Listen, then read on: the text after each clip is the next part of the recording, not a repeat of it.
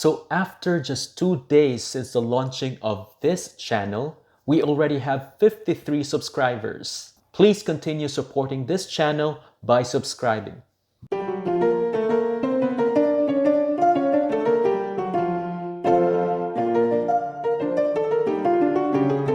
Thank you, Arfel Ariola of South Florida, for subscribing. Thank you, Xavier Alcuas of the Philippines, for sharing the content of this channel on your social media account. Despite the suspension of the processes that will allow non-US citizens to teach in the United States, there is a reason why you should set your hopes high. Continue watching this video to know the reason why.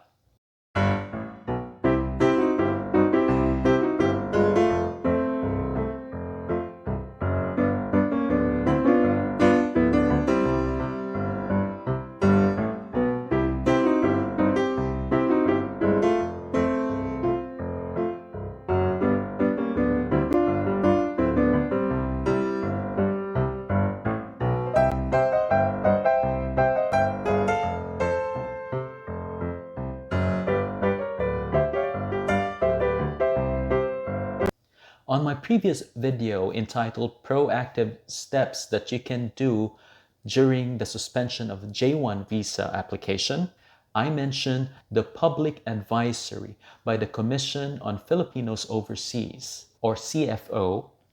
The Public Advisory mentions a temporary moratorium of the J-1 visa application processes. If you don't have any idea what a J-1 visa is, please visit www.uscis.com or search US J1 visa using your favorite search engine.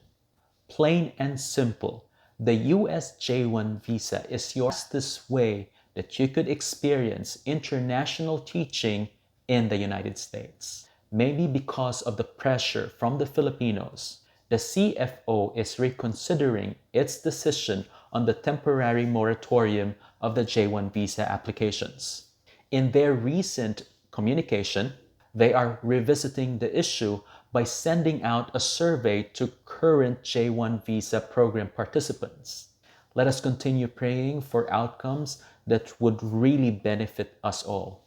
Having said this, there is still hope for everyone and for those who are dreaming and aspiring to teach in the United States despite the pandemic. In this video, I will be sharing the things that you should be preparing in relation to your application for the US J1 visa, also known as the Cultural Visitor Exchange Program. You might be asking, is it too late to prepare for the application of the J1 visa program? It's never been too late. Most of the schools in the United States start their school year in the month of August. When I was a teacher in Arizona, some school principals are making trips in the Philippines in the middle of the school year. In fact, some non-US citizens were still hired in the months of November to January. Always remember this. Preparing is winning half the battle. And actually, being lucky is being prepared when the opportunity comes. Based on my experience, these are the following that you should be preparing for your application of the J1 visa and for your teaching career in the United States. Number one, keep a great relationship with your current school principal and the school administrative staff. You may know by now that there will be a lot of documents that will be required when you are applying for a J1 visa. Having a great relationship with your current school principal and school administrative staff will allow you to have a smooth application process. There was this one document as part of a requirement of the J1 visa application that requires a signature of the school principal. And the document says the school agrees to participate in the cultural exchange program. And let us be honest, Technically speaking, an exchange program really requires an exchange of uh, two individuals. But some agencies and sponsors of the J1 visa would argue that exchange program could happen not only between two people exchanged. Some argue that actually in the cultural exchange program there is an exchange, and that is the exchange of cultures. And maybe because I have a very great relationship with my previous principal, so instead of turning down or dismissing my request that she would sign that document, she instead asked the secretary, the office secretary, to revise the document, that instead of saying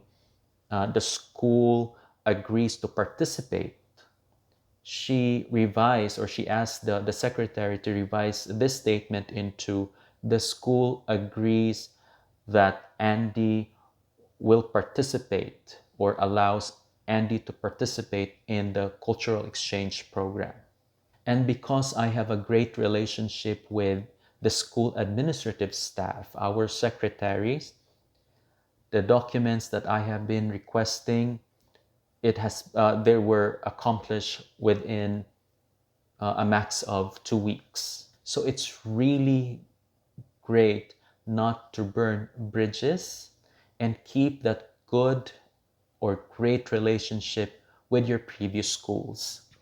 Number two, continue communicating with your former students and former co-teachers. In my experience as a cultural exchange program participant, every year your sponsor will be asking you to write a cultural exchange report. Every year. I know. And part of that cultural report, you will be asked to show evidence that there has been an exchange between your home country and the United States.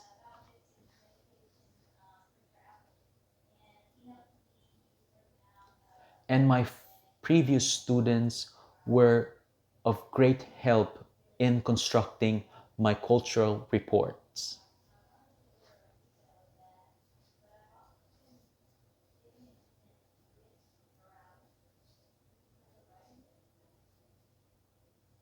One of my students in the United States uh, was asking what language do we speak in the Philippines. So I asked one of my former students to produce a video of himself trying to explain how it's like to be a student in the Philippines. And my students in the United States saw this video and they were all shocked that a Filipino really knows how to speak English. They were even asking me, so Mr. M, where did you learn your English? In the United States or in the Philippines? Another student of mine produced a video of himself trying to discuss about a life of a student athlete in the Philippines. Some Filipino teachers who were participating in the cultural exchange program asked their former students to write a letter addressing their US counterpart. Your former co-teachers could be of help when you're trying to communicate also with the current students in the Philippines and eventually help you in drafting this cultural report every year. So this is another reason why you should not be burning bridges. Number three, I can't overemphasize this, but number three, prepare ahead. As I have mentioned in my previous video, prepare also your family in terms of setting goals and expectations before going abroad. Very important to prepare the necessary documents. There are a lot of videos that discuss about the documents that you need to prepare for your J1 visa application. But this is my advice. We are not sure if these videos contain up-to-date information. So I highly recommend to visit official websites of US offices or agencies. Particularly for J1 visa, try visiting the website of the US Department of State or the website of USCIS. Please rely mostly on official websites and or official sources of information. There was one time I relied more on hearsays and stories of friends, how they did things, how they process things, how they apply for some requirements. It was too late for me to realize that the information that was given to me were out of date. It caused delay in one of my processes or in one of my documents that I was trying to accomplish or to apply for. And another thing that you should be preparing for, and I think this is the most important one, is to prepare yourself.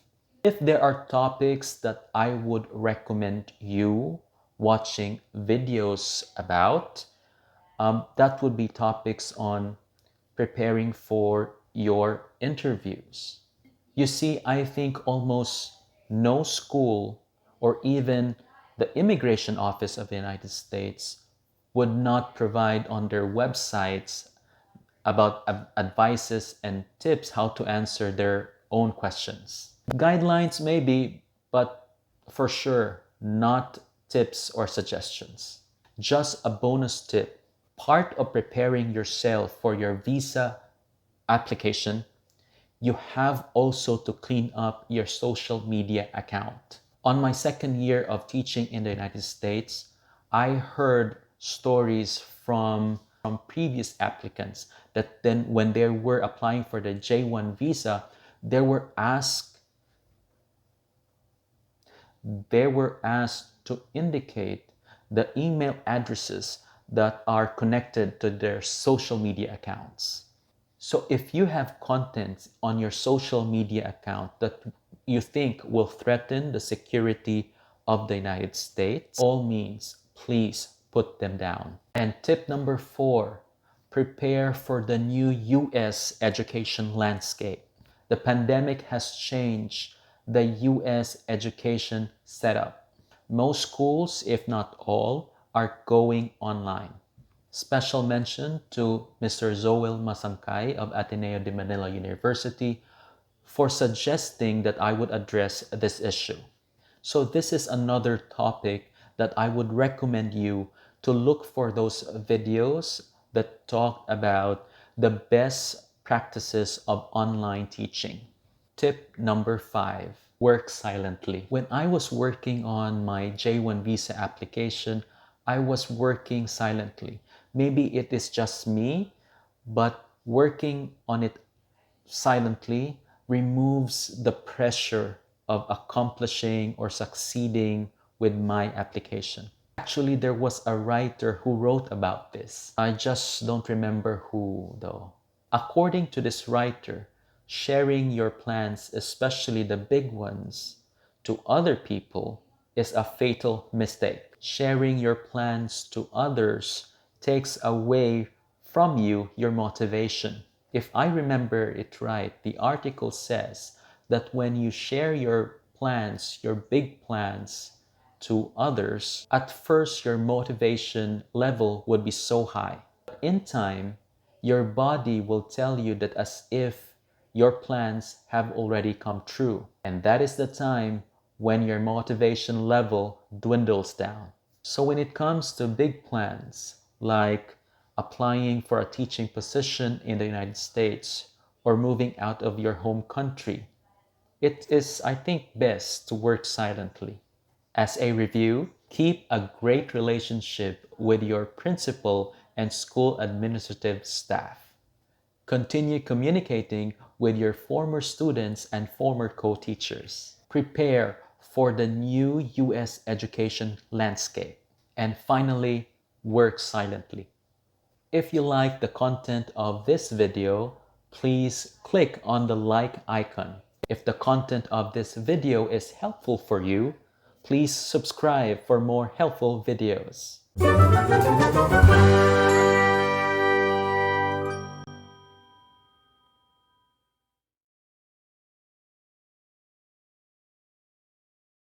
And don't forget to click on the bell icon. If you have any suggestions or questions, write your message on the comment section below. Thank you.